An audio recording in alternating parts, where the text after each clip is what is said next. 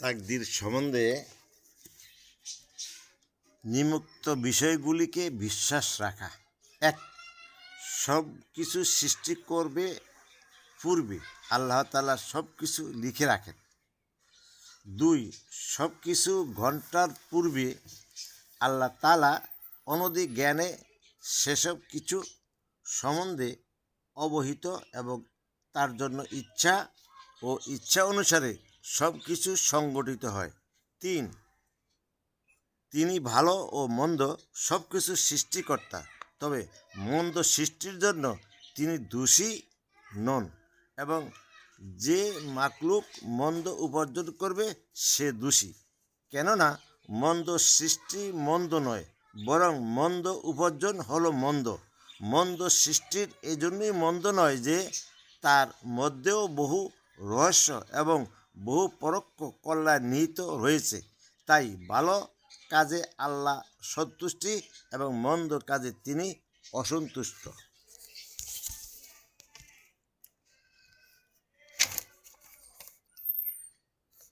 আল্লাহ তাআলা কলম দ্বারা লৌহে মাহফুজে সংরক্ষিত ফলকে তাকদীর সব কিছু লিখে রেখেছেন।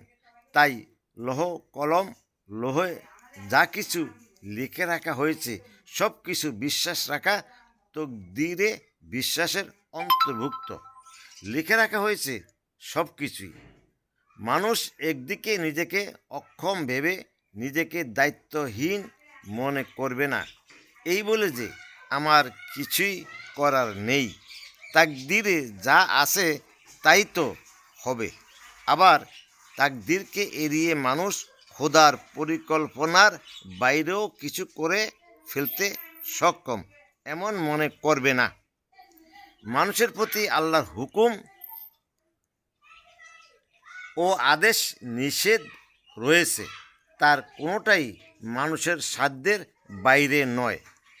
কেন অসাধ্য বিষয়ে আল্লাহ কোনো হুকুম ও বিধান দেননি।